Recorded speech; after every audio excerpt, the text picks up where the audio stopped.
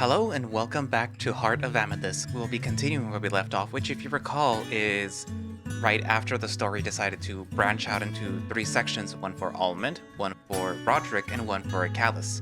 And right now, there's only the Almond section. So, if you have a nut allergy, then, you might want to skip this. Dun dun. Anyways, but yeah. So I will obviously be doing Almond. And whenever Roderick and Callus, their sections come out, I will record that, and then, you'll find it over here on the channel. And if you're new to the channel and you're already, reading through Heart of Amethyst, you'll probably see the link that jumps you from what's currently available over to this video. If not, you'll still see it. If you didn't see the previous part, go over to the previous video, which will show Ehlly here, like on a boat with like a lake in the background, and then from there you should either see the links in the description, or if you're watching the video, a little thingy will pop up towards the end of the video. Don't worry if it doesn't show up immediately, but it will be there, which will allow you to skip over to Almond's section, or Roderick's or Callus's section, and they're kind of similar, but it does showcase how the three characters react to how Ehlly reacts to what happens. So yeah, I'm not sure, because I haven't asked, if there's going to be a difference between the Almond section, the Roderick section, or the Callus section, which this part of the story that follows directly what happened. I guess I will ask later, but for now we're assuming that it is similar, but not really, because each one has a lead of their own. But yeah. Anyways, so I guess without further ado, let's continue and see what happens. By the time we cross the bridge to the higher city, some droplets of water have started to fall. I didn't think much of it at the time. After all, we were just 20 minutes away from the inn by foot. Unluckily for us, what looked like a minor drizzle turned into a downpour in a matter of seconds. Almond sadly had to drop me from his comforting arms so we could run all the way back to the inn. We ended up drenched nonetheless. That's why when the innkeeper saw us, he immediately told us to go get changed. But the bad thing is... What do you mean we don't have spare clothes? I know I packed mine. I know, mate, but it ain't my fault. I just took someone else's luggage. That's entirely your fault, you idiot. Almond's ears drop as I make sure to voice my frustration, not caring one bit if the other guests hear us. I place my hand on my forehead and sigh deeply. How can he be such an idiot? I specifically told him to be careful with our things. Yet he insisted he had everything under control. And now here we are, with 4 expensive-looking dresses that probably belong to Dahlia. Someone is going to be mighty pissed. Do you think she will mind? Of course she will mind, you idiot. You left us here and us without clothing. She sent these beforehand so that she could have something to change into for the dinner. I mean, we could ask one of the guards to deliver this to the castle. Still, she's going to have to find something to wear tonight. Ugh, I can already picture her yelling. Yeah, it won't be pretty, mate. And whose fault is that? I find myself getting irritated again, but this time I decide to just take a deep breath and calm down. What's done is done, and I've had enough negative emotions for one day. We'll have to wait for our clothes to dry. We should ask the innkeeper if we can hang our wet clothes somewhere. Wait, mate, are you suggesting that we sleep naked? My heart skips a beat as I hear him say that. Why do my cheeks feel so hot all of a sudden? This is just Almond being an idiot as always. I can't let him get me like this. It's already bad enough that we have to share a bed. The innkeeper said that it was the best room he had. But he forgot to mention it only had one bed. Of course not, you idiot. We'll just wear her underwear. Oh, yeah, of course. I didn't think about that. He nervously chuckles as he scratches the back of his head. How can he be so cute and so horny at the same time? What is his secret? Or you could wear one of those. The wolf points towards the pile of pretty dresses. I look back at him with a raised eyebrow and a scowl. You can't be serious. I mean, you two are probably the same size, and, I know how much you value your privacy and all. You've made yourself clear more than once. And the solution is wearing a lady's dress? It was just a thought, mate. Never mind, then. It's not like it will look bad on you, though. He whispered that last part to himself so low that I did not hear it, despite standing right next to him. Why is he acting like this? Almond isn't usually this bashful. Could it be because he feels guilty for what happened to our clothes? Or maybe... No way. Is he nervous because we're sleeping together? That's just impossible. After all, he's told me countless stories about his nights with other men and women, and he hasn't been subtle with the details, so why this change of attitude now? I want to ask him, so I open my mouth to speak and... Excuse me, lads. The bath is ready. The innkeeper knocks on the door and makes us both jump in place. Almond immediately fixes his face and goes back to his usual behavior, looking at me with a pervy expression. Well, the moment is gone, I guess. So, shall we? Yeah, sure. Let's just get this over with. I grab the knob and then open the door, letting him go in first so that I can properly close the door behind us. I can't wait to get into the hot bath.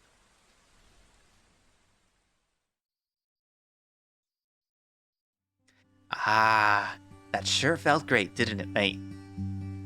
He's not directly looking at me as he speaks, rather, he's just staring at the window. I can't help but let out a relieved sigh as I decide to agree with him. There's nothing better than a nice relaxing bath after such a long and stressful day. Especially after what happened today. Goddesses knows I needed it. And the innkeeper was sure right. That was one of the best baths I have ever been in. You've been in many? I say, trying to keep the conversation alive. Almond turns around to meet my eyes, probably wanting to engage in the conversation properly. Oh, not at all, mate. I've been to what, like 5 inns in my whole life? I've never been a fancy lad. Is that so? What kind of lad are you then? The dirty type, if you catch my drift. He starts to laugh as he sees my reaction to his comment. Oh man, you're so easy sometimes, mate. It's really cute. Shut up. For once, I was trying to be nice. He chuckles again, turning his gaze down towards my... Hey, my eyes are up here. I instinctively cover my crotch, not wanting to give him the satisfaction, although he probably saw everything when we were bathing. The wolf turns his gaze back towards my eyes, his cheeks turning a little red from embarrassment. I can't help but feel a little exposed after that, so I turn my eyes away. Eyes to yourself. Yeah, I'm sorry. It was the reflex, I swear. He scratches the back of his head and looks away. There's a moment of silence between us, and he seems to be looking through me, lost in thought. You really are different. The wolf says that out of the blue and looks up as he tries to change the subject. You like men, don't you? The bluntness of his question took me by surprise, but I immediately relax when I remember that he clearly knows about my tastes. Yeah? So? I thought we had established that already. I just wanted to hear you say it. There's another awkward silence between us. If there's something... Whenever I find another guy with the same taste as us, they often try to hook up with me on the spot. Wow, aren't you putting yourself on a pedestal? Hardly. I know how it sounds, but trust me, babe, I'm being as objective as possible. You see, there is a difference between you and me. I'm more open with most men about the stuff that I like, especially when it comes to sex. So, I'm pretty much an opportunity for any gay man that wants to have a good time. They say stuff like, this guy won't rat me out, this guy is an easy fuck, and I'll finally have fun after such a long time. I mean, if someone ever said something like that to him, they're not exactly wrong. He is way too careless about his sexuality, and that's not normal. It sure took me by surprise the first time he approached me. You know, most gay guys won't take that extra step to ask someone else for a hookup. It would put them at a disadvantage. After all, we gays are supposed to be secretive about what we want, right? So, with all those secrets, you can never be sure if the other is gay, even if you suspect it. That's why I stopped caring about it a long time ago. Besides, keeping my emotions bottled up is not my style. If they want to fuck, then I'm down. If they want to rat me out, then so be it. I'll take them on. Screw the consequences. That's very brave of you. Psst. Nah, it ain't. It's stupid. I'm putting on an unnecessary target on my head, and I'm sure that it'll bite me in the ass someday. Joke's on them. I am actually into that. I remain quiet as the wolf talks, mostly because I don't know why he's telling me this or where he wants to get with it. And if he's just venting, then so be it. I owe him that much.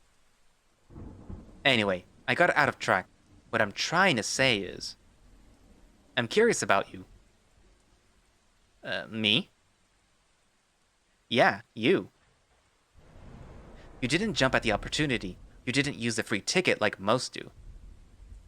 And it's not due to a lack of opportunities. We've had those. Plenty, I would say. But you decided to rather become friends with me, and that's unusual. Well, what's wrong with wanting to be a little bit more reserved? I just didn't like the idea to hook up with you out of the blue. Almond's eyes are kind, and his smile is sweet. The wolf leans over the edge of the window and stares me down with those green orbs of his. Besides, I feel like there are some things that you're not telling me. You're such a mystery. Suddenly, I feel very nervous. Does he mean my past? He asked me about it before, and I told him the story of me being Mr. Biscotti's apprentice. Looks like he didn't buy it. What do you... It's okay, mate. I like a good challenge. You piqued my curiosity, so I'll make sure to unravel the mystery that you are, Ehlly. This is the first time that I've ever heard him call my name like that. He's always used the mate when referring to me. I don't know why, but hearing him say it like that just feels... good. Ugh, what am I saying? This is just a horniness getting over my head. Anyway, mind fetching some water for me? I like having a glass by the table in case I get thirsty at night. He winks back at me, making sure to diffuse the heavy conversation we were just having. He's really good at doing that. And that's exactly why I'm never sure how to read this wolf. Either way, I decide to do as he says and exit the room. As I walk back to our room, I encounter the innkeeper standing by the hallway. When he sees me, his ears perk up and he waves at me. I wave back as he approaches me. Sir, are you happy with your room? Is there anything that I can do? Oh, not at all, sir. The room is great. No complaints at all. Although, thinking about it, one comes to mind. Except for the bed. You see, we are not that close to each other. There being only one bed made things a little inconvenient. Oh, by the goddesses! I am so terribly sorry, sir. Oh no, it's okay. I'm just saying for next time. Well, that is on me. The king requested one room, so I had no idea 2 of his men would come at the same time. I should have been better prepared. So if you desire, there is one room at the end of the hallway. It is a little smaller, but I'm sure that it will fit your needs just fine. That's great to know, thank you. And with that said, the man bows lightly and then walks away down the hall. I keep my eyes on him as he slowly vanishes from sight, and when he is gone, I just walk back to our room. When I make it back to our room, Almond is sitting by the bed. He is currently looking through the window, but I know he knows I'm here. I saw his ears twitch as I opened the door. Hey. Hey. Almond chuckles and then turns around. He stands up from the bed, luckily wearing his underwear, as I asked him to not take it off before I left. He walks towards me with a playful smile on his face. So? Yeah? How are we solving our sleeping problem? Knowing you would rather jump out of the window than sleep with me. I must admit, it really hurts, mate. You can be really rude sometimes. I didn't even say anything. Didn't you, mate? Didn't you? I feel my cheeks growing red as I punch him on the shoulder. Still, he does raise a valid point. We only have one bed after all. We could both sleep in it, it's big enough for that, but we would need to cuddle a little if we don't want to risk falling. Or I could go sleep in that other room the innkeeper mentioned. The real question is, do I trust him enough? To be honest, I don't feel close enough to the wolf to let him share the bed with me. And given past interactions we've shared, I don't know if he'll be able to behave, so I would rather not risk it. Actually, how about we sleep in different rooms? It'll be more comfortable for the both of us. Almond's ears immediately drop, but he offers me a smile anyway. He was probably expecting an answer like that because he doesn't seem too surprised about it. Yeah, sure, mate. Whatever suits ya. You got another room, though? Yeah, the old innkeeper offered me a room at the end of the hall. He said it wouldn't be a problem if we take it. I scratched the back of my neck, feeling a little guilty after rejecting him like this. Dang it, why does he have to look at me like that? It's just as if I kicked a puppy. An overly horny puppy. Well, I'll take that other room gladly. Big beds ain't my thing anyway. You sure? Yeah, don't sweat it, mate. It's better this way. Like this, we could both get our own space. Sleep tight. He offers me one last fake smile before patting my back. Then he opens the door and exits the room. As soon as he leaves, the silence of the room surrounds me immediately. Only the rain from the outside and the sound from the candles keep me company. Maybe it wasn't such a good idea to ask him to leave me alone, at least not after what happened at the shop. What if those thoughts come back? What if I fall to them again? Ugh, I don't even want to think about it, so I sit by the edge of the bed, one hand on each side of my head. Just remembering what happened gives me a headache. So, not wanting to think about it anymore, I rest my head on top of the pillow and close my eyes. Honestly, I don't think I'll get much sleep tonight. But I might as well try.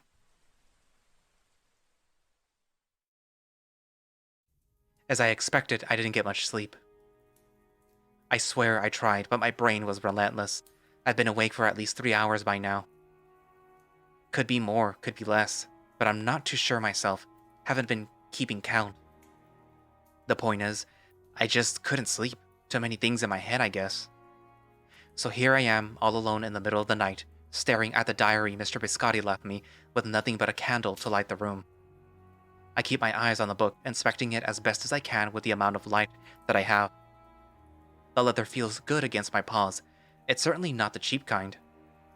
The pages are also of a good quality, thick and won't rip easily, at least as far as I can tell. I'm not going to pretend to be an expert on diaries or whatever. I just think that it's too much. I mean, how much did he even pay for this? He should have used the money for something more important. I don't deserve this anyway. I sigh and then place the book back on the table, scratching my head as I try to feel some sort of comfort. Right under my left eye, the secret spot in which I've always loved to be scratched at. Doing it by myself feels a little lame, but it reminds me of my mom, so I do it when I'm feeling lonely or sad. I need to pull it together. I say, trying to calm my nerves. After all, I can't break down now. Tomorrow is a very important day and I need to be ready. I don't feel like sleeping though, to be honest. I'm more awake than ever. Perhaps I should stop moping around and do something useful for a change. Or at least, I think that's what Mr. Biscotti would say. I guess it's only you and me, buddy. I say as I lift the book and open it. I write my name on the first diary page and then rip it off. Then I place it on a little pocket, as the diary has its own way of marking it as mine. I guess I could also pee on it, but I'm not that kind of canine. Anyway, time to get creative.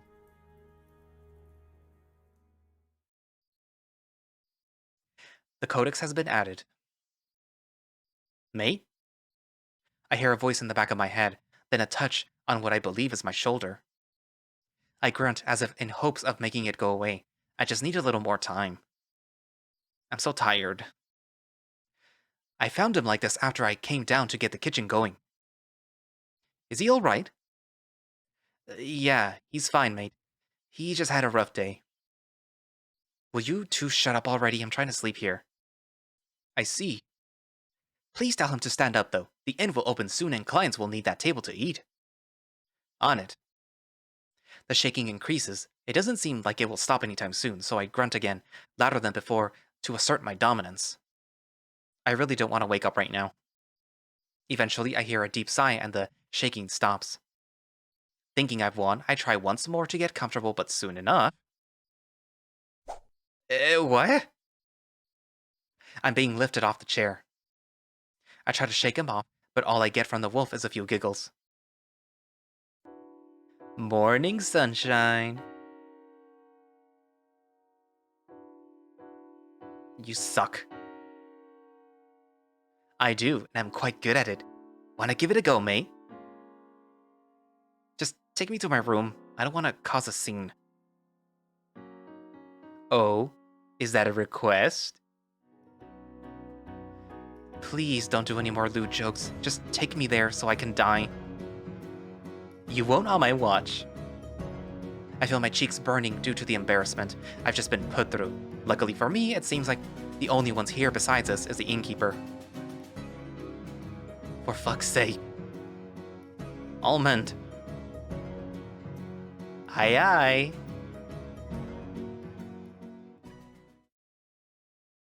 Almond takes me upstairs in his arms.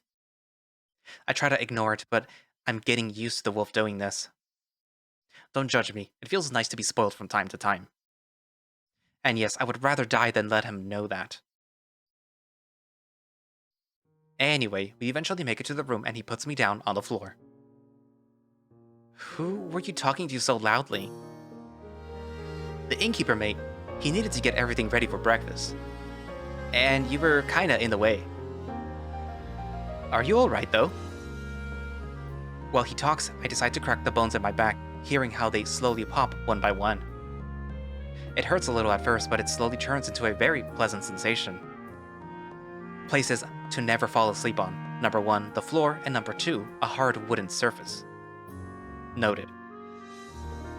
I should be fine, don't worry about it. I have slept in worse places. That's not what worries me, mate. Does this have anything to do with what happened yesterday? I feel his green orbs pierce through my fur like a dagger. His face expresses how worried and anxious he currently feels. Man, I didn't think it would be such a big deal for him. Although, to be fair, I almost killed a man yesterday and today he finds me sleeping on top of a table. Not a good look for me. Ugh, but I hate when others worry about me. It kinda does, yeah. I decide to be open about it for once. It might be good to talk this out with someone. Even if I really, really don't want to. Okay, so I was feeling really shitty last night after what happened with that little asshole at the shop. My mind has been all over the place. You couldn't sleep. Exactly, I just wanted to keep my mind busy, so I decided to write some stuff down. Oh yeah, I saw it. You did a good job, mate. I'm impressed by your drawing skills. Wait, you saw? That's personal. Almond's ears immediately drop and I see his tail tucked between his legs. I couldn't help it. It was just lying there as I went to pick you up. And I just took a little peek though. You can't blame me for that, right? Don't try to change the subject. How much did you see? I grab both of his cheeks and I pull them, trying to force him to tell me the truth, but my attempts fail as I hear him laugh. Oh mate, stop. You ripped them apart. I swear, I want to. His face cheeks or his butt cheeks? After what happened that morning, we had breakfast and then spent some time in our room. When lunchtime came, we decided to eat at a restaurant. And right now, I'm standing by the entrance of said restaurant while Almond pays for our food. The streets seem to be even more lively today. I really can't believe how nice this place looks. Everyone seems to be so well dressed. Makes me feel a little jealous, but I'm trying my best not to care. It won't do my heart any good. Besides, I won't be living in this damn city for much longer. As soon as I find my sister, I'll take all the money the king has been paying me, and I'll start a new life in the forest. The old man, her, and me, just the three of us living the dream with no one else to bother us. Hello? You in there, mate? Almond touches my shoulder, snapping me out of my own thoughts. I turn around to meet his eye and give him a smile. Yeah, I'm fine. Just thinking.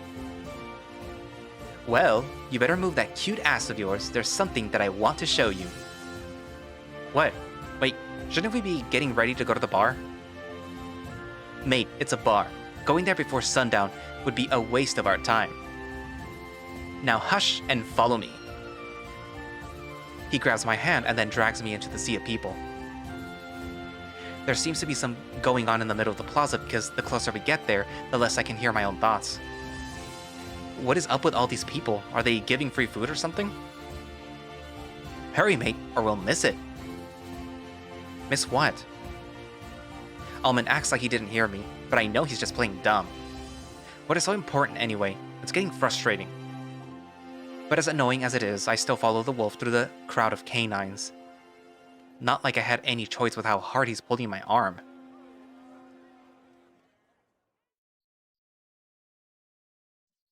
After 10 minutes of walking, we eventually stop in front of a stage that is situated in the middle of the road. I see some yellow and red curtains hanging high on top of the stage. There is also a pretty looking red vixen who is handing some pieces of paper to the front row of attendants. What? Hey, over here, we want one! The lady turns her head around and notices the excited wolf jumping over my head. She smiles and walks towards us, giving me a piece of paper with the number 21 written on it. Good luck, she says back to Almond with a very sensual voice and then winks at him, even though I was the one who took the paper from her. Almond whistles back at her, making the vixen giggle at his antics. Looks like I turned invisible all of a sudden.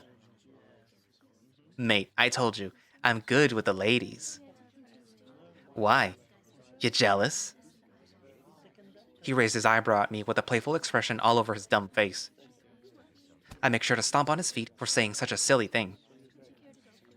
Turning my attention to the stage, I see the pretty-looking vixen pull out a few big rings, some colorful balls, and a huge purple box with some stars painted on the side. Huh, I wonder what this is all about. I voice my thoughts, expecting Almond to do some explaining. He's the one who brought me here after all. You'll find out soon enough. Now hush, it's starting. The lady steps out of the stage, and soon enough, there's smoke covering the stage. According to what Ehlly had said, this is probably some sort of elemental magic. Ladies and gentlemen! I jump when some voice suddenly echoes throughout the audience. It's even creepier because it sounded like the voice was right next to me. I look around and notice that everyone in the crowd is as confused as me. Ladies and lads, welcome. Welcome to the show of the great jester of the East. A man that has traveled to the deepest corners of the world and has returned with the most impressive tricks you could ever imagine. Please clap your hands for the one and only. I feel my heart beating faster as the climax came. My eyes dart from the crowd to the stage, waiting for this person to finally show up. The Robin of Dawn. An explosion blinds all the members of the audience, but soon enough, a figure seems to emerge from the smoke. A fella around my size begins to bounce around the stage, throwing confetti all over the place. Ah, what a pleasure to see all of you. What joy, what fun. The crowd claps and whistles as the guy greets everyone around him with a big smile on his face. He's covering his eyes with a funny-looking mask that resembles a bird's wig. His dress is red and yellow, filled with all sorts of colorful stripes. He's also wearing a funny-looking red hat that I've never seen before. The man seems to be a dog, a corgi perhaps, I can't tell for sure. What a lovely looking audience we have here today. I am flattered, ladies and gentlemen. Color me impressed. From nothing, the jester made a bouquet of red roses appear. The audience remains silent, probably as amazed as I am. Ah, sorry. Roses are for lovers, am I right?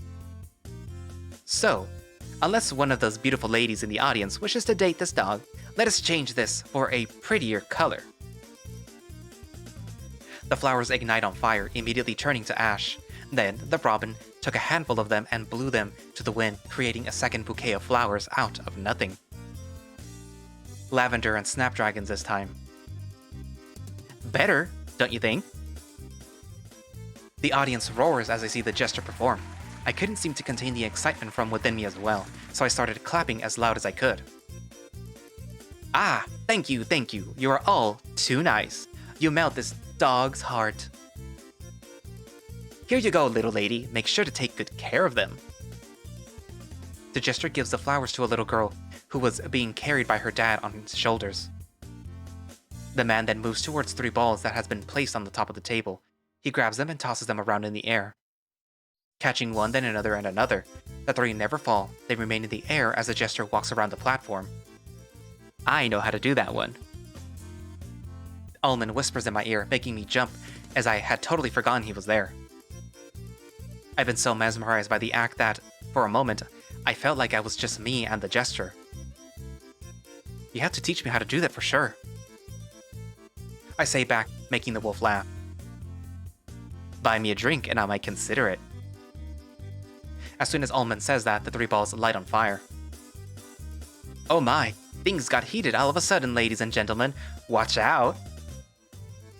He throws the 3 balls into the air and then takes his hat off. They fall inside, but the flames die down as soon as that happens. Again, the audience claps and the man bows. He then takes the 3 balls and then throws them at someone who is in the back of the audience. So, can you do that? I say to Almond in a mocking but playful tone, and the wolf just smiles. And now, lay eyes on the lover's ring, ladies and gentlemen. They seem normal, don't they? But let me tell you a secret. They are... magical. With a swift movement, the dog clashes the 2 separated rings and then binds them together.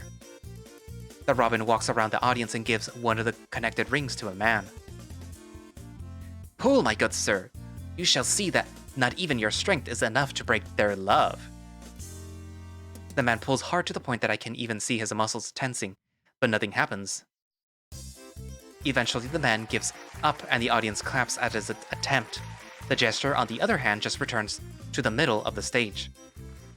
With another swift move, the rings go back to normal, separated as they used to be. The crowd goes even wilder as Robin got all of us by the scruff, making us wonder what amazing tricks he's going to perform next. And now, the final act arrives, ladies and gentlemen. But I'll need an assistant for this one to work. And for that, one of my beautiful assistants delivered some papers to some of you lucky contestants. All the people in the front row gasp, taking out the papers that were delivered to them. I am no exception as I glare at the number printed on it, hoping for the best. Now, keep that number close to your heart, and if it's your fate, you will be chosen. Count with me, ladies and gentlemen. He raises his hand and lifts 3 of his fingers. 3. We all say in unison. 2. I really want this. I want to be his assistant and I want to be on the stage so bad. 1. The jester lowers his last finger, then throws some powder in the air, all of which ignite into a million colors in front of us.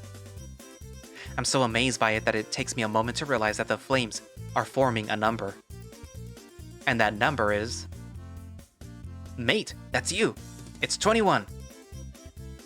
I look down up to my ticket in disbelief. Did I really wish hard enough for fate to pick me? Oh goddesses, I can't believe it! So, who is the lucky winner? Me. Me. Almond helps me get up on the stage, boosting me with his strong arms. The robin greets me with a smile as I hand him the ticket. Ladies and gentlemen, please welcome... Your name? Ehlly. Ehlly, the lucky fox. I have a huge grin on my face as he says that. I mean, just being up here makes my heart pump faster than it ever has before. So, Ehlly, are you ready? Yes, sir. Alright then, prepare yourself, Ehlly. That's when the assistant brings forward the mystery box that I hadn't seen before, along with 5 long swords. Suddenly my confidence starts to dip a little bit. So the trick is simple. You step inside of this box and we close it shut with a lock. Then, we slip these very pointy and very real swords into it while you're still inside. Simple, right? What? I say without even thinking, making the gesture jump. He quickly recomposes himself and offers me a reassuring smile. Never fear, my brave fox, my magic shall keep you safe. So, will you trust me? I nervously look towards the swords and then back at him. Is it really safe? I assure you it is. Then, let's do it. Splendid! He's agreed to do it, ladies and gentlemen. The crowd explodes with cheers for me and the jester. He kindly helps me into the box, and as he closes the door, it's just darkness. I wasn't expecting it to be so dark in here. It's a little freaky. Alright then, ladies and gentlemen, I will seal the fox inside. The box shakes a little as I hear some chains being wrapped around it. Ehlly, can you hear me? Knock 3 times if you can. He whispers to me barely audibly. But I do as he says, and knock. Good. We don't have much time, so listen carefully. What I need you to do is to move to the back 2 steps. The wall behind you is fake, so if you push it, you should be able to get inside. Once there, make sure to lock the wall properly, and you should be safe from the swords. Only come out when you hear me say the phrase, Hands of Fate. Tap again if you understood. I'm feeling a little nervous, but I knock to let him know that I understand. Huh, so that's how this trick works. Interesting. Perfect. Alright, ladies and gentlemen, our guest has been properly locked inside the box. Now let the swords descend upon him. I take the 2 steps he mentioned, and like he said, the wall behind me moves as I press onto it. So, continuing backwards, I soon reach another wall that doesn't move like the first one. I hear the first sword being inserted into the box, so I decide to hurry and lock the wall, as he said.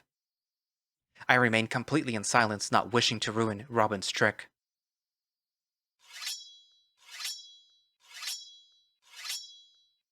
Eventually the 5 swords pierce the box and the audience gasps as they see this.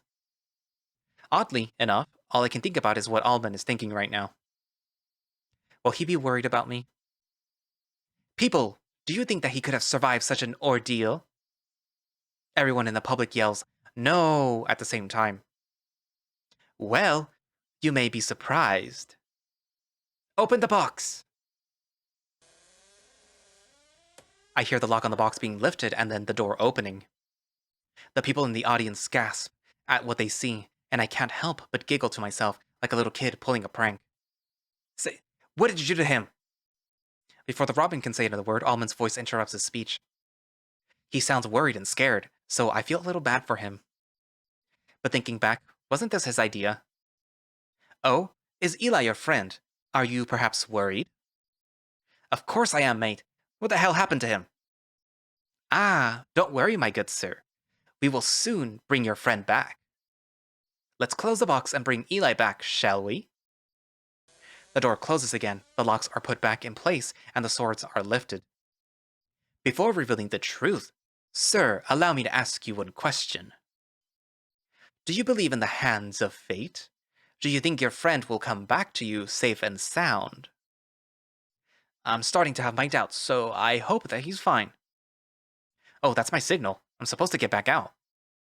I silently move back to the other compartment of the box, making sure to lock the wall properly behind me. I see. I shall not keep you waiting then. Ehlly, reveal yourself! A ray of light blinds me for a moment as I step out of the box. I can hear the audience clapping and going crazy after I come into view. Almond has somehow managed to step onto the stage, making me wonder if he got aggressive after I disappeared. Goddesses, I hope not. Before I can properly greet him though, the Robin grabs my hand and with a smile he says, "Ladies and gentlemen, the fox who traveled through space, please clap your hands for my amazing assistant." He then bows and I follow his lead. Men, women, kids, and elderly alike all clap and cheer for the gesture. I just remain there, amazed by this whole spectacle. Thank you, thank you. You have all been an amazing audience. Please consider sparing a coin for us if you're feeling generous. Some members of my crew will be holding bags for you to leave a donation. And with all that said, I am Robin of the Dawn. Until next time. The jester holds out a small ball in his hand and then throws it to the ground. It immediately explodes, creating a cloud of smoke that he uses to vanish from sight, proving to us once more that he is truly magical.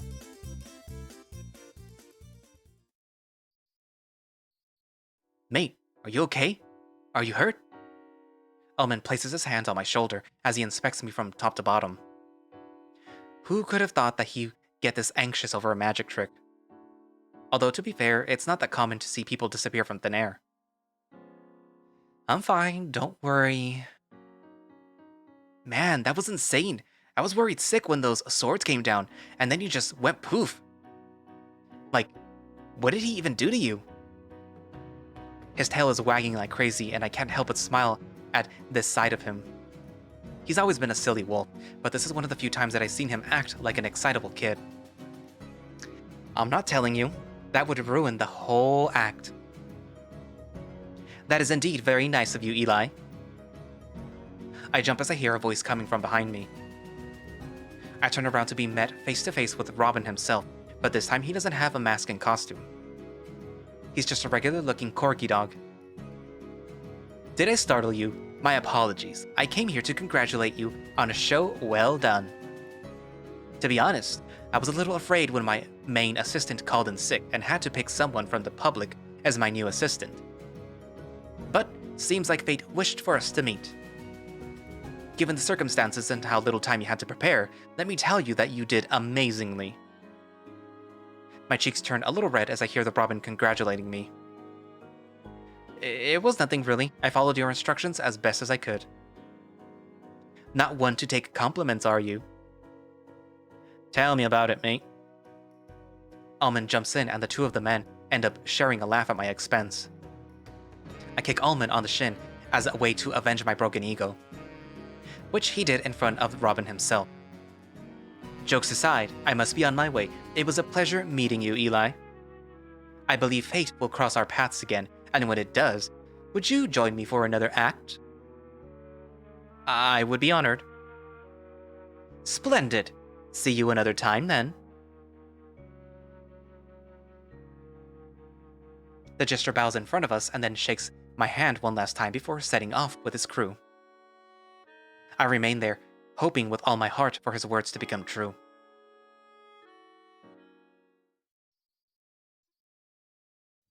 Eventually, night comes, and Almond makes sure to get everything ready for the evening. He lets his contact at the bar know that we're coming, and he confirms that our target is currently there. Now that we're walking there, I've been more nervous. My palms are sweating, and I'm sure everyone can hear my beating heart from a mile away. Mate, calm down. You gotta play it cool, eh? If he notices anything suspicious, he won't talk. Who is he anyway? Told ya, he's a guy from the church I know. I've seen him with one of those rusty things. Okay. Now come, we ain't far. We walk around the streets for a few minutes. Left, right, and then...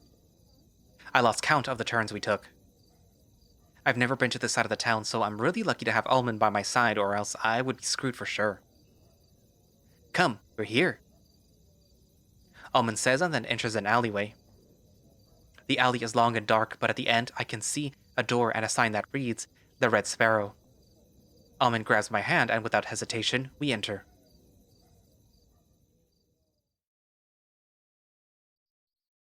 Once inside, I notice how spacious it is. From the outside, you would think that this place is a tiny one, but you would be surprised by how many people are in here right now, and I don't feel suffocated at all. In any case, the place is nicely decorated. There are some banners and brown curtains hanging from the ceiling, giving the tables a bit of privacy. The light is dim, but not entirely dark, which gives the place a certain aura of mystery. The music is also nice. I can see a bard playing the harp and singing, while some other men sing and dance alongside him. There is someone playing the drums, another guy has a flute, and a third one plays the guitar. Overall, the mood in the bar is very lively, while giving the patrons the privacy they need. But there is something that has been bothering me since I got in. No matter how hard I look, there is not a single female in the entirety of this bar. Which is weird because usually the main strategy to attract males to your bar is to have a sexy-looking waitress running around in a small outfits. Hey Almond. What's up, mate? What sort of bar is this? Oh, of course. I forgot to mention that, didn't I? This is the gay bar, mate. The only one in all of Yagnir. And all the kingdom, I would say. A gay bar? Holy goddesses, no doubt that there's no gals in here. But how could this place even exist? In the higher Yagnir of all places. Come, I'll introduce you to the owner. I'll need you to stay with him while I look for our man, understood? Yeah. My head still feels lightheaded as I try to assimilate the existence of this place. A bar where gay men drink, dance, and sometimes. Now I see why those curtains at the tables are necessary. Almond drags me around a few seconds before finding the counter. I see a middle-aged man running around, pouring drinks for the patrons and keeping the conversation with them as lively as possible. I know who that is. I sit with Almond by the counter and he crosses his arms around his neck, keeping me as close as possible. Then he whispers, "Keep an eye out, mate. Don't get carried away by this place, or else the men in here will eat a cutie like you in seconds. Don't drink anything anyone offers you and just trust the bartender. Got it?" I nod a few times and the wolf offers me a relieved smile. Soon enough, the dog sees us and approaches us. "Hey Almond, nice to see you, buddy." "Oi mate, fancy meeting you here." "Hey, where else would I be, you smartass?" "Got me there, mate." "So, who's a newcomer? Your prey for the day?" The two of them laugh a friendly laugh as Almond finally lets go of my neck. He then places his hand on my head and ruffles through my hair. "The heck?" Nah, it ain't like that. A man can only wish, but this one is a tough nut to crack, let me tell ya. Gee, he's talking about me like I'm not even here. I see. What's your name, little buddy? Eli. Nice to meet ya, Eli. My name is Daniel, but all my buds call me Garro. I nod and then look back at Almond, who is smiling from ear to ear. Not much of a talker, are you, Eli? No problem. Just a few drinks, and we'll turn it around. The dog laughs and Almond chuckles beside me, making me feel a little embarrassed. Anyway, hold him for a while, yeah? I gotta go do what we talked about. Sure thing. Don't be long.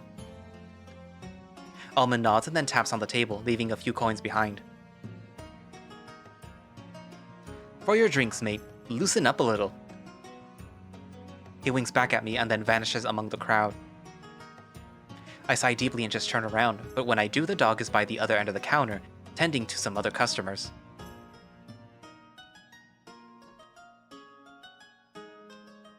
For the next 15 minutes, I just fidget around with the coins in my hand. I am unsure of what to do. Is it really okay for me to be sitting around like this? Shouldn't I be helping him? Why the long face, little man? As I look back up, I see the dog staring me down with a curious expression on his face. I greet him, but don't say anything, hoping to be left alone. You buying a drink? It could do you good. Sure. I offer him a coin, but he refuses it, turning around and grabbing a mug. He pours what seems to be beer and hands it to me. This one's on the house. Thanks. Taking the mug, I sipped a little of the beer into my muzzle. At first, it burns a little, but eventually settles down into a nice sparkle in the back of my throat. Tastes like shit as per usual, but you don't drink for the taste. So, what's your story, bud? Oh, well, it's a long one, to be honest. I say with not much interest, trying to dismiss the conversation. He seems nice, and I hate to be a jerk, but I'm not in the mood at all. You don't say. Hey, Buns, cover for me. Garro yells at one of the guys that was serving drinks to one of the tables. The Dalmatian gives him a thumbs up and then runs around the counter. Well, my schedule is suddenly free. How about we grab a few drinks and have a nice long chat?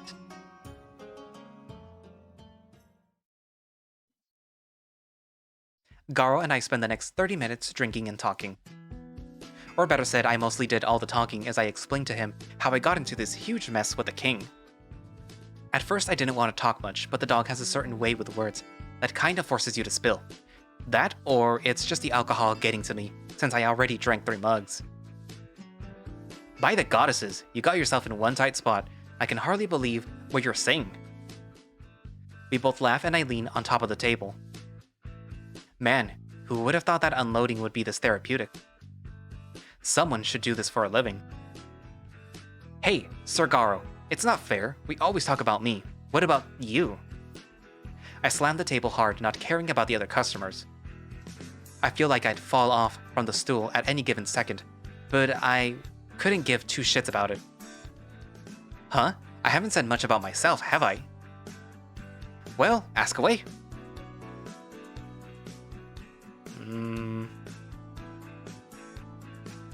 He is definitely not single.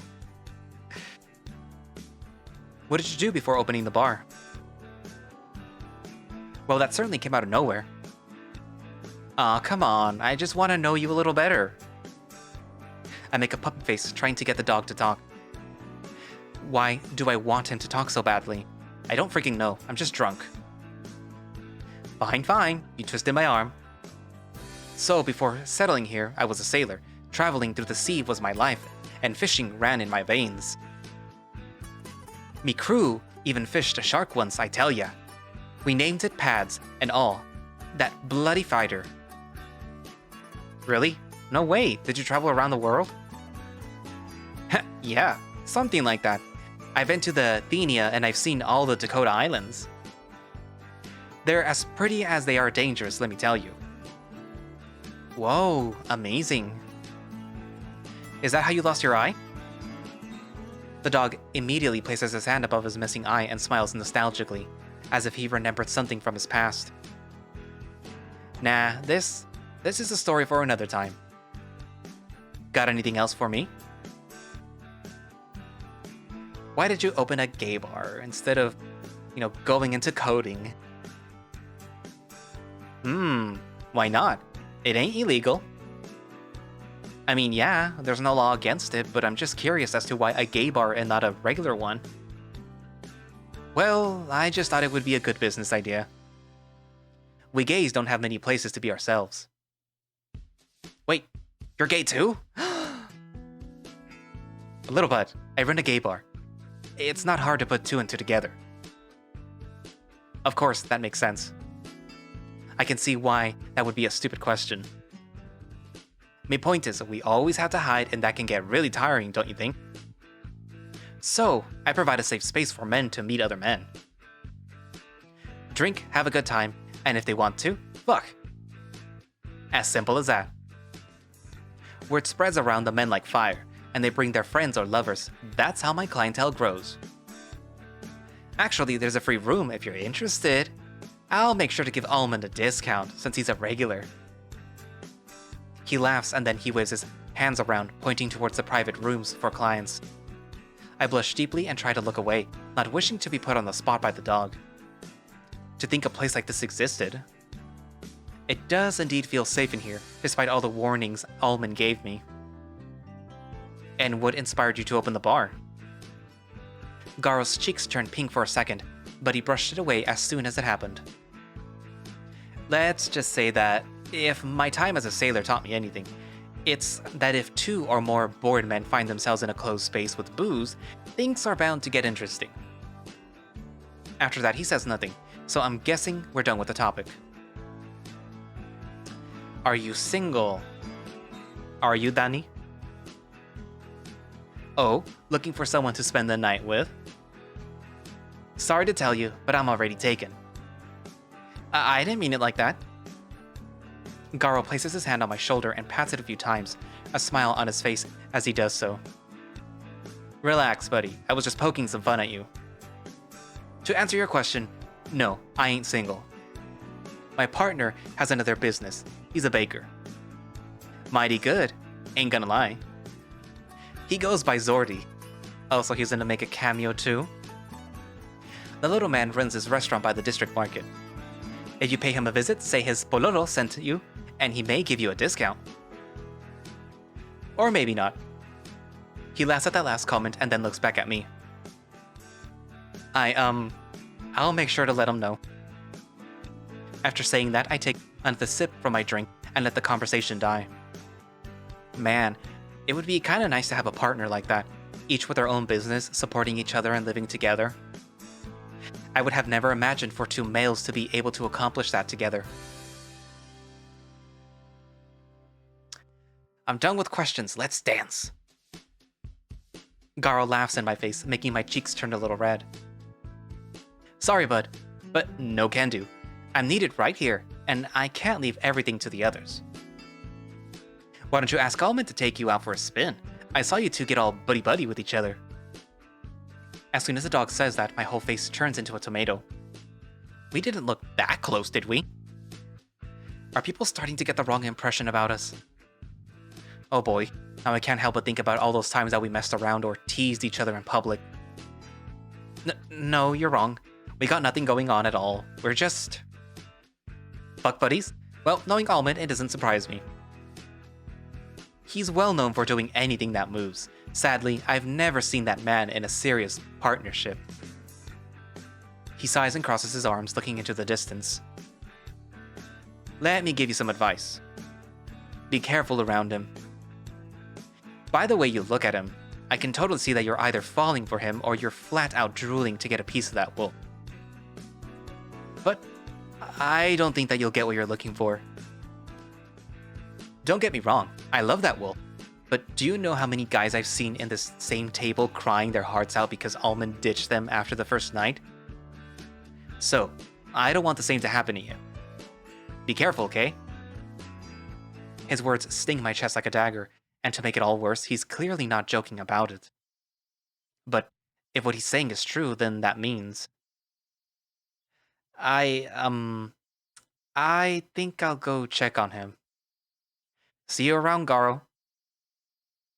Ah, yes. See you, buddy. Nice meeting you. I stand up from the stool and walk around the bar, trying to calm myself down.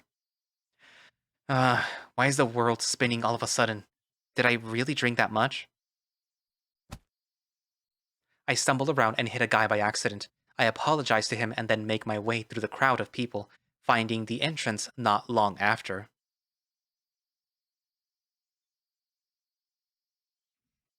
Once outside, I slide into a wall and rest my ass on the ground. Fuck buddies? Well, knowing Almond, it doesn't surprise me. Shut up. It's not like that at all. Me and him in a million years. He's well known for doing anything that moves. Sadly, I've never seen that man in a serious partnership. Yeah, so what? He can go and fuck whoever he pleases. See if I care. We are nothing. Our only bond is the king, and once I find my sister, I'll be out of his life, and he'll be out of mine. So stop this. Stop it, Hart. There's no use getting upset about a jerk like him. I won't let myself be played with again. I won't. I won't. I bend over and cover my mouth, the puke forcing its way out of it as I can't control the urge anymore.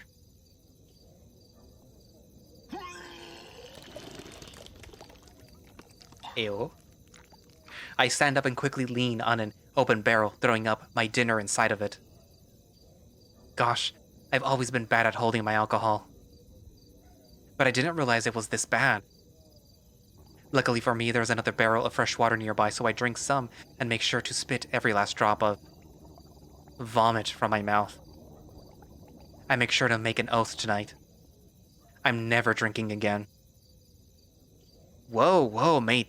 Are you alright? I can hear Almond's concerned voice behind me. Why him, of all the men in here? Why him? Why can't he just leave me alone? Just give me a few seconds. Mate, I gave you money for one drink. How many did you have? That's not important. I puke again, feeling my insides revolting. This is going to be a long night.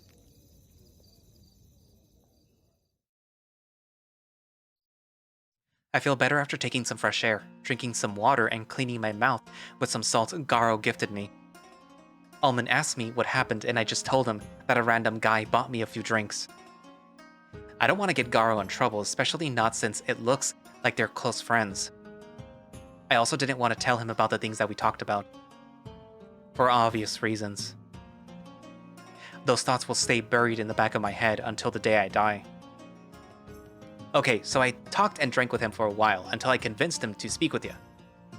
He may be a little drunk, but I'm sure that he'll be able to answer your questions.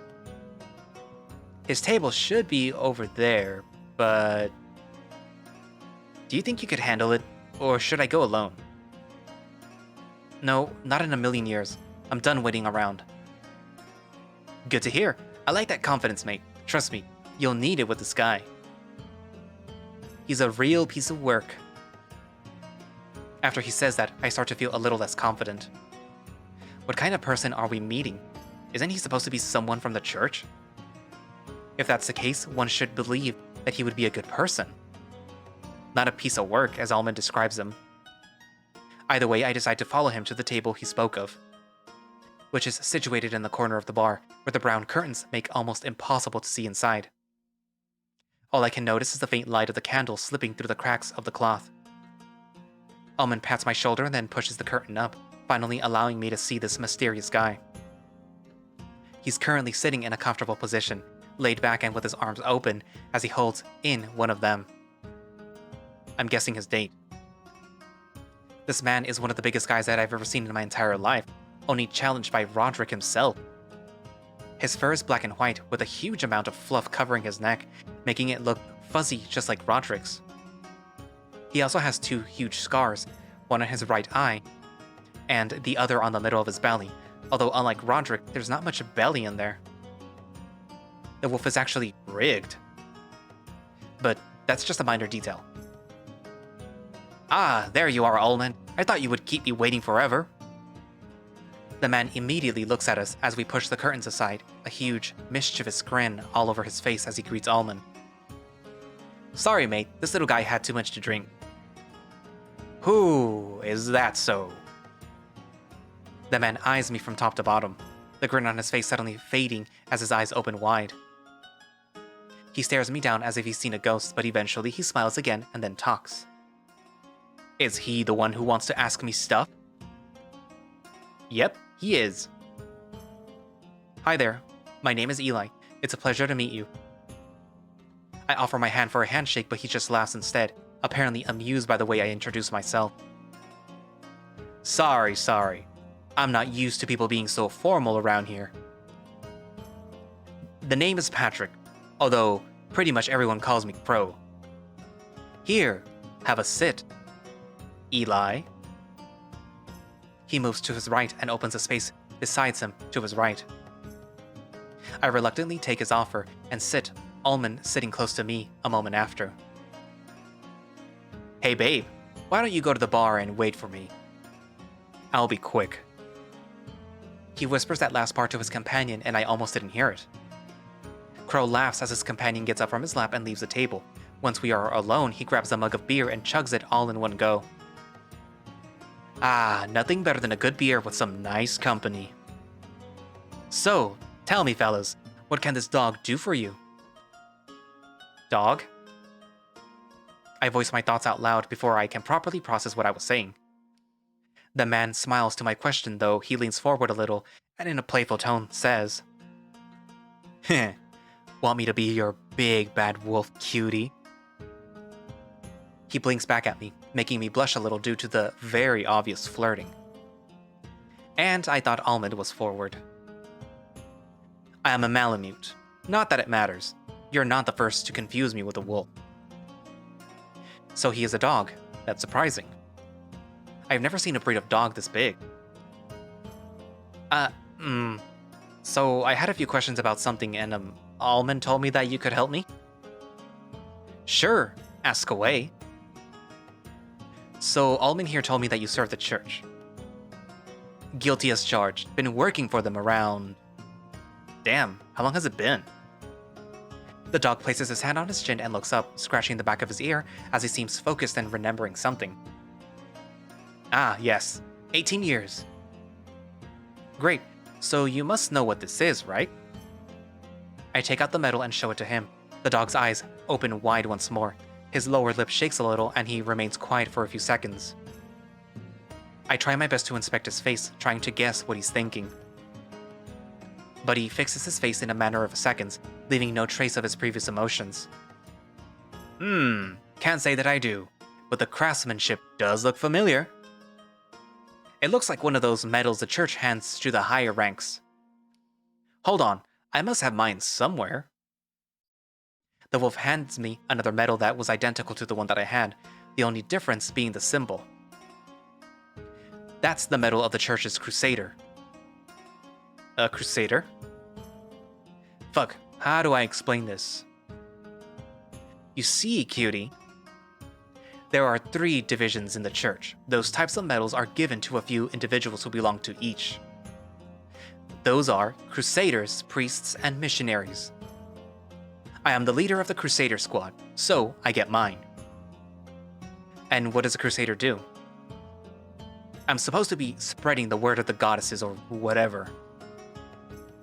As you can see, I'm doing a wonderful job. I'm filling some of those lost souls with our Savior's grace. The man smirks playfully, pointing towards the smaller canine that was sitting on his lap not too long ago. We also protect the church's property, like the knights down here. In case you were wondering what those muscles are for. So, what do the other 2 do? Missionaries are the ones that help those in need, and priests just pray and keep the church tight. They are the ones in charge of the money and whatnot. It's not that hard to understand.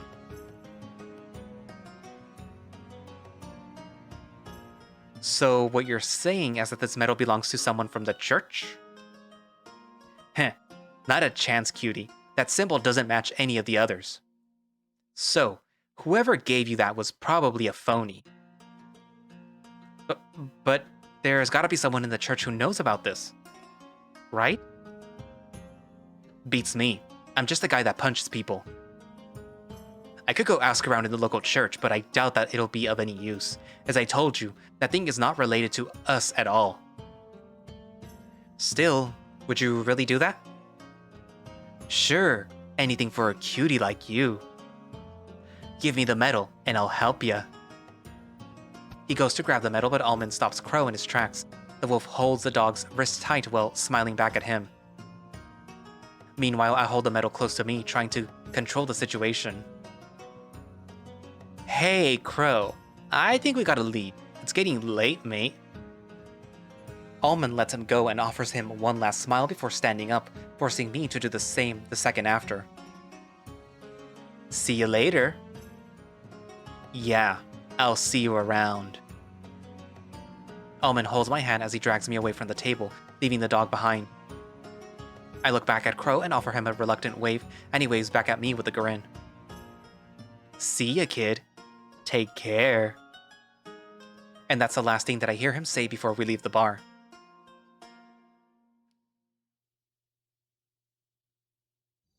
I remain quiet on the way out. I can't really believe I reached a dead end. There must be something that I can do, right? I can't give up like this. Not now that I'm so close. Mary... You noticed it too, right? Almond's voice snaps me out of my thoughts. We both stop in the middle of the street, and he turns around to face me. What? He knew something. I'm sure you saw it, mate, but maybe you were focused too much on his answer to process it properly. He started acting weird even before you said a word. Now that he mentions it, there were a few instances in which Crow looked nervous. Could it be that he tried to hide it, but it was there, the face of someone who was put on the spot. By his reaction, I'd say that we're on the right track. Now we just gotta make sure to poke the hornet's nest slowly to not get stung. After all, the church's sting can be deadly. Does that mean you'll help me? All the way, mate. You know I don't back down from a challenge. Now let's go. You still owe me a drink, and we have to make it to the castle before dinner starts. Heh, I think I had enough alcohol for a day. Then you'll just drink juice as I get wasted on the princess's party. He says before he turns around and continues walking. I nod to myself and follow behind him, letting his words ignite a certain fire inside of me. The flame of hope.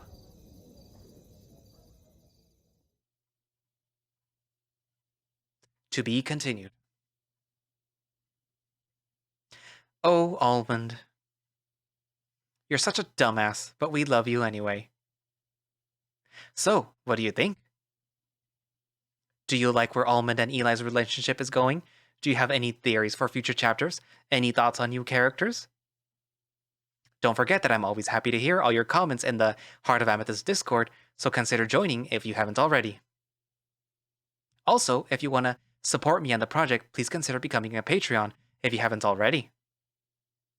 I am eternally grateful to all of my patrons for supporting me. So, give it a go if you can. Big shout out to the new member of the Heart of Amethyst team, Captain Van Ringe himself, who has been helping me with all of my shortcomings in English and with coding. Without his constant support, this update wouldn't be possible, so I'm looking forward to keep working with him.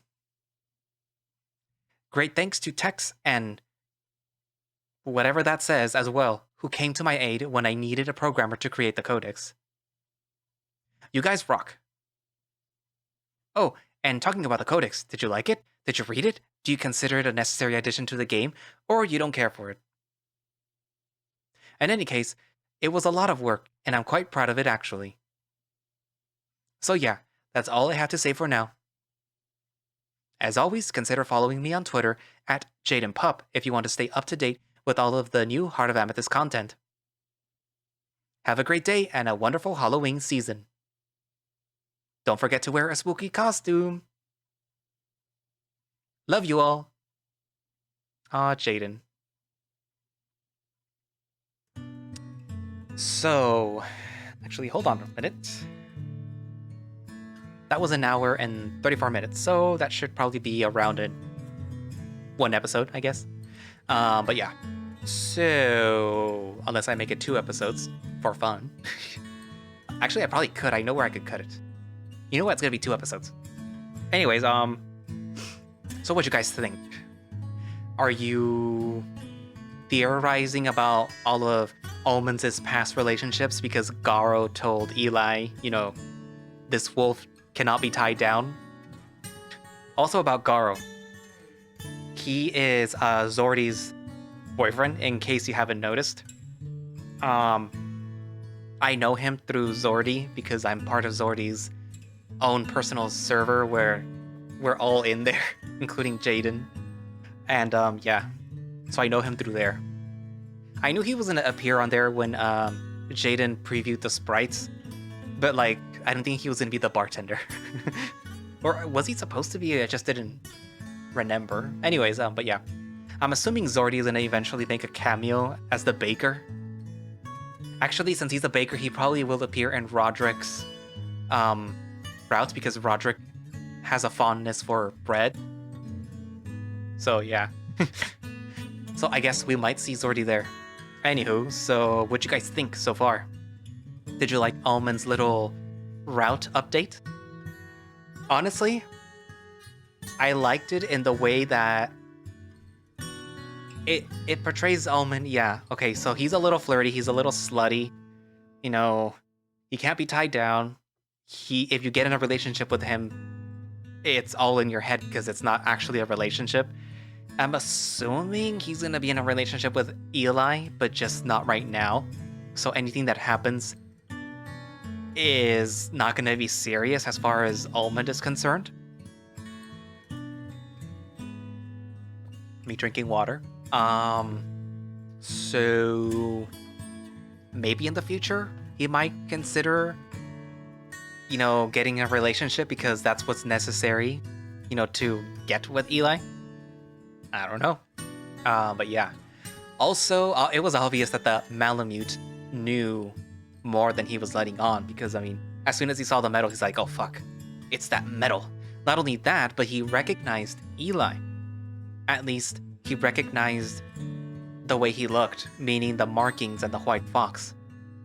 Meaning, he probably has seen the sister, especially if he recognizes the medal, which means that either the group that kidnapped the sister is around there, or he at least knows where they are or has been in contact with them before. Maybe they're related to the church, and it's like a secret group of the church that, is trying to control what's, going on. They obviously don't want I forgot what Ehlly and the sister are supposed to be, like the people that get reincarnated. But yeah. The church does a lot of things. So I wouldn't put it past them to suddenly want to control the future of of the world or whatever. What else? I guess that's pretty much most of what happened in this update. You gotta find out that that the Malamute did indeed know something, but he didn't let it be known. But he did also sort of spill the beans that he knew something. We also gotta find out that Almond is a huge slut, and that's about it. Oh, the codex. I didn't open the codex here, but I'm thinking that maybe I'll do like a separate video, because I'm pretty sure that it's still gonna appear in in the other routes, so I might as well do it separately. And it's just like a short little video where I'm reading the codex, because it has words, it has pictures and stuff on there, so you guys can see what's in there. Maybe it'll be a time to actually use the YouTube Shorts thing and then just do it as a short on there. Every time there's a new section, I just do a YouTube short for it, I guess. I don't know. Anywho, yeah, so again, comments, write down what you think of what, is happening so far. And thank you all for watching / listening. If you would like to play Heart of Amethyst yourself, you can find it over on itch, and you can find a direct link to it from the Heart of Amethyst Twitter page. I think there's one, right? I forgot. And if you would like to support the project and get early access and get access to all the spicy content of Heart of Amethyst that Jaden has been drawing, you just need to subscribe to Patreon. There's plenty of content there, extra content. So, that's a good incentive. So yeah, I know that there is a particularly spicy image with Roderick, Almond, and Ehlly. I'm not exactly sure if there's anything below the preview, like another long-footed person, because I can't see the bottom. But there is something. There's something is going on. You just need to subscribe to the Patreon and see what it is. But yeah. So I guess that's it for now, and I will see you guys in the next video. Bye-bye.